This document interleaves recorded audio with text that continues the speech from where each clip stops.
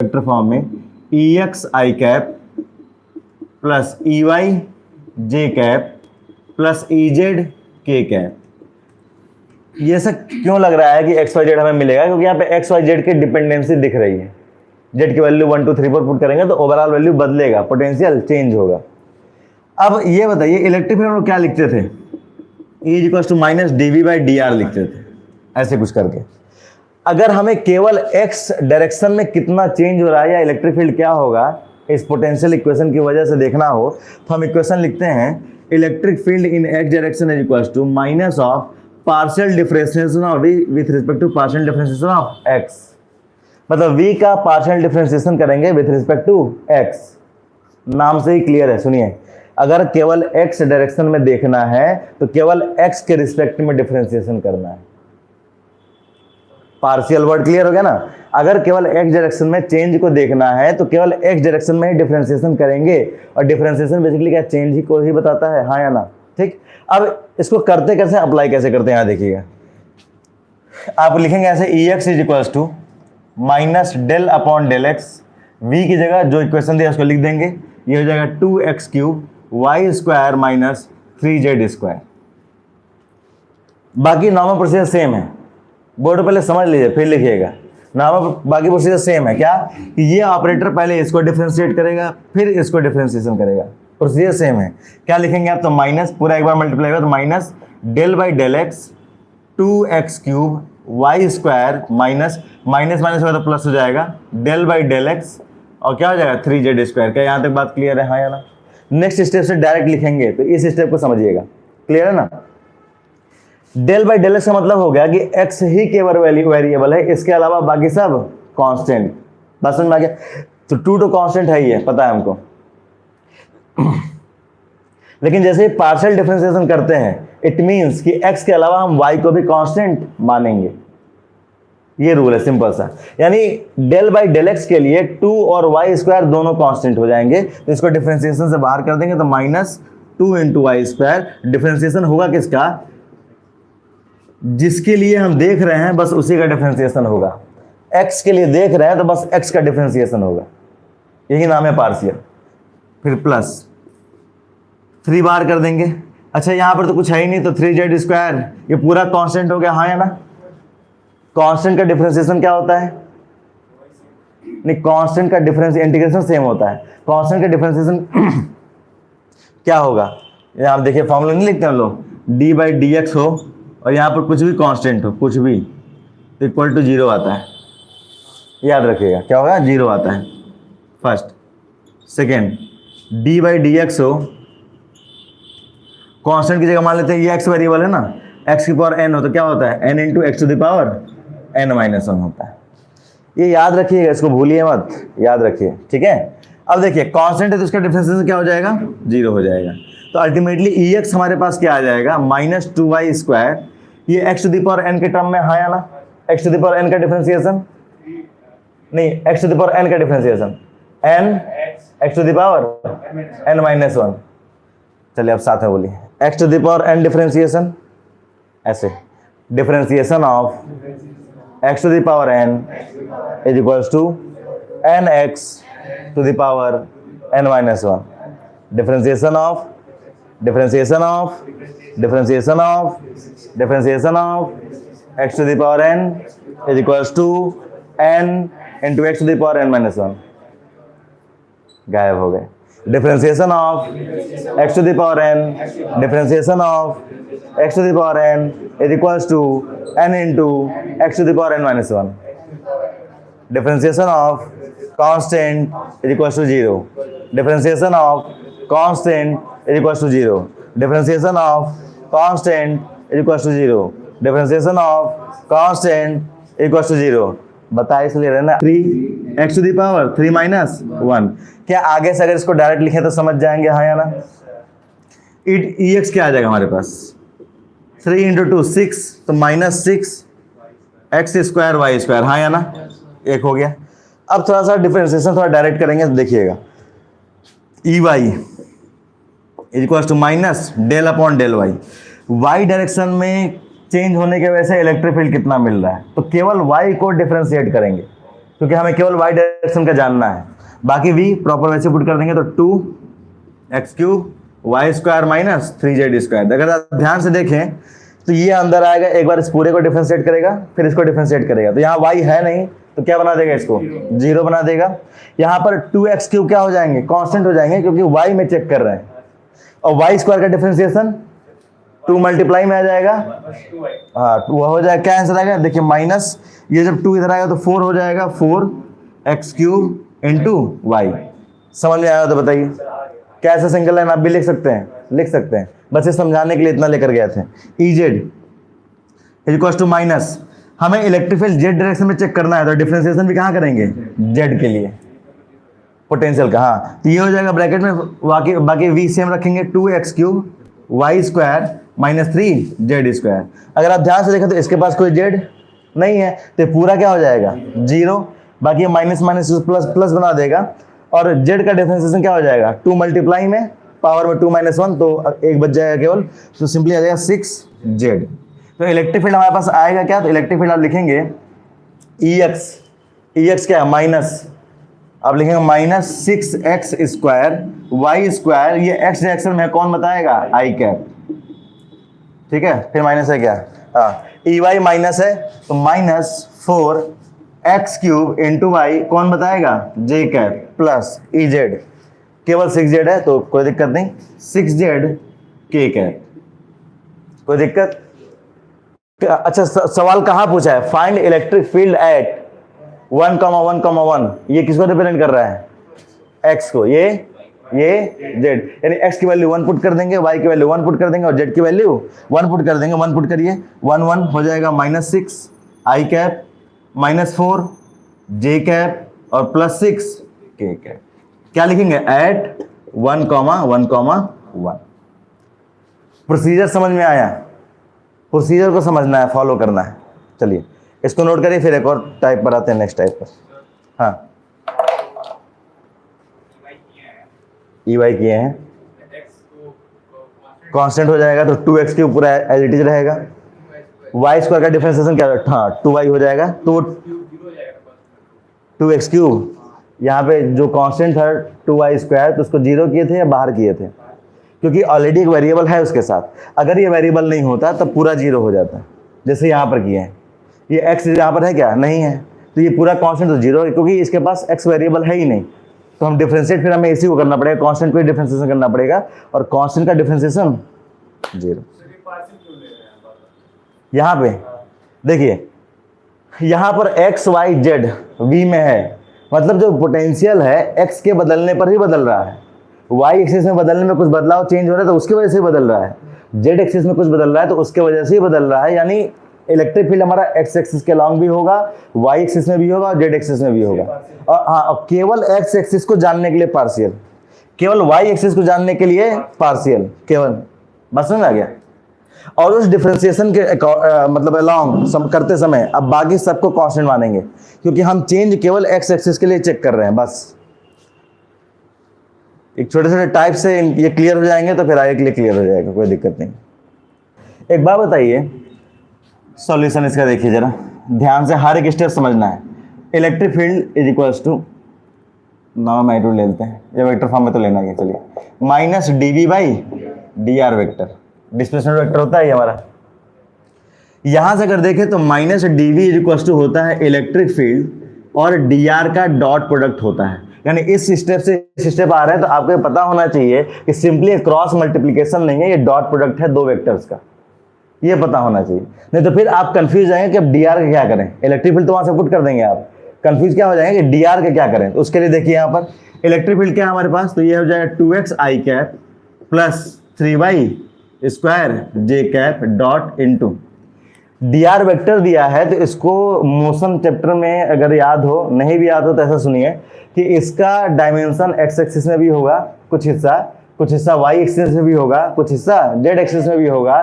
चूंकि ये खुद छोटा है तो सबको भी हम क्या देते हैं, x एक्सिस में dx देते हैं, y एक्सिस में dy देते हैं, और z एक्सिस में dz देते हैं। तो डॉट प्रोडक्ट क्या लिख देते हैं हम लोग यहाँ पर, dx i² plus dy j² plus dz k²। क्या ये बात समझ में आया है ना, dr का क्लियर है ना। ये बताइए डॉट प्रोडक्ट आपको याद हो तो डॉट प्रोडक्ट में क्या करते थे कि आई से डॉट 1 आता था, मतलब 2x इंटू डी एक्स आ जाएगा और आई का आई से डॉट 1 हो जाएगा। आई का किसी और से डॉट क्या हो जाता था, 0 हो जाता था। तो क्या लिखते थे डॉट प्रोडक्ट में, आई के कोफिशिएंट्स का मल्टीप्लिकेशन प्लस जे के कोफिशिएंट्स का मल्टीप्लिकेशन प्लस के कोफिशिएंट्स का मल्टीप्लिकेशन लिखते थे। नहीं लिखते, नहीं याद हो तो याद कर लीजिए अभी। तो minus D V equal to क्या हो जाएगा, एक्स के कोफिशिएंट्स का मल्टीप्लिकेशन, ये हो जाएगा 2x, ये आई और आई क्या हो जाएगा, सॉरी डी एक्स भी तो है, डी एक्स और आई और आई क्या हो जाएगा 1, आई और आई क्या हो जाएगा 1, और फिर जे के कोफिशिएंट से मल्टीप्लिकेशन तो 3y² और dy, और k वाला 0 हो जाएगा क्योंकि इसके पास k नहीं है, इसका मतलब k का कोफिशिएंट क्या है, इसका 0 है। तो 0 इंटू डी जेड क्या करेंगे, 0 हो जाएगा। क्या यहाँ तक बात समझ में, हाँ या ना, कोई दिक्कत, यहाँ तक आ जाएंगे। अब नेक्स्ट स्टेप क्या करेंगे, आपको वेरिएबल दिख रहा है, क्या करते हैं, इंटीग्रेट कर देते हैं। क्या करते हैं, इंटीग्रेट कर देते हैं। इंटीग्रेट कर दिए, इंटीग्रेट कर दिए। यहां पर वेरिएबल कौन है, x। x कहां से कहां तक वेरी कर रहा है, 0 से 1। अगर ये दिख रहा है तो बहुत अच्छी बात, 0 से 1। ठीक, y कहां से कहां तक वेरी कर रहा है, 0 से 1। z तो 0 ही हो गया, कोई बात ही नहीं है उसका, z वाला हिस्सा है ही नहीं, वो बात ही नहीं है। अच्छा, पोटेंशियल कहां से कहां तक जा रहा है, तो कहां से कहां पर था पोटेंशियल, और इसका पूछ रहा है, तो हम क्या करेंगे, यहाँ पर -5 पुट कर देंगे और इसका v लिख देंगे। क्या ये बात क्लियर है, हाँ या ना। तो इसके बाद ये, इसके बाद ये और इसके बाद ये, ठीक है ना। अब इंटीग्रेशन dv आपको याद हो, अगर इंटीग्रेशन dx लिखते थे तो क्या लिखते थे, सिंपली x लिख देते थे, हाँ या ना। कुछ ना हो इंटीग्रेट करने के लिए तो इंटीग्रेशन dx सिंपली x लिख देते थे। Integration x to the power n dx हो तो इसको लिखते थे x to the power n+1 upon n+1, ठीक है ना। Differentiation x to the power n क्या होता है, nx पावर n-1 होता है। Integration x to the power n क्या होगा, x to the power n+1 upon n+1। Integration x to the power n,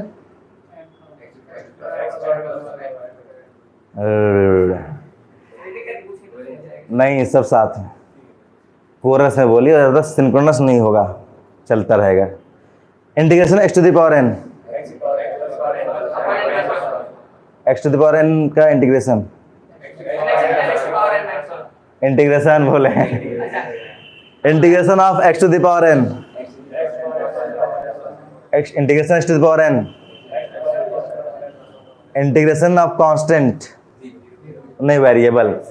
integration जो है ना कांस्टेंट का, जिस वेरिएबल से आप जिस वेरिएबल के लिए इंटीग्रेट कर रहे हैं वही वेरिएबल वहां आ जाता है, इंटीग्रेशन। अच्छा, इंटी और डिफरेंशिएशन आप कंफ्यूज आ रहे क्या, नहीं इतना अच्छा साफ तो बोलता हूं मैं। +3 y² का डिफरेंशिएशन, y³ अपॉन, केवल 2 ही लोग बोले सर, इस बार सर थोड़ा तेज फोड़िएगा, कल से छुट्टी, ठीक है। माइनस, लिमिट कैसे पुट करते हैं, upper limit minus, upper limit minus lower limit, ठीक, upper limit minus lower limit, square होता है ना, plus upper limit minus lower limit. बात समझ में आ गया, क्योंकि क्यूब था तो 1 का क्यूब माइनस ये जो क्यूब। अच्छा क्या हो जाएगा ये, माइनस v माइनस क्या हो जाएगा, +5 इक्वल, हाँ पहले बीच में प्लस होगा, उसके बाद माइनस मल्टीप्लाई होगा ना, नहीं अपर लिमिट माइनस लोअर लिमिट होता है ना। और तो इसे बीच में प्लस हो गया था। अच्छा अब माइनस कर देंगे। अच्छा 1 हो गया ना, कितना हो जाएगा, 2 हो जाएगा, ये जाएगा माइनस हो जाएगा, तो क्या हो जाएगा v +5 = -2, तो v = क्या हो जाएगा, -7 वोल्ट। कुछ मजा आया, कुछ शांति शांति।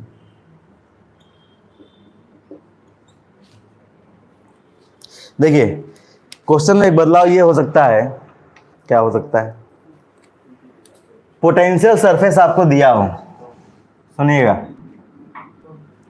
क्या दिया हो, पोटेंशियल सरफेस आपको दिया हो, क्या दिया है,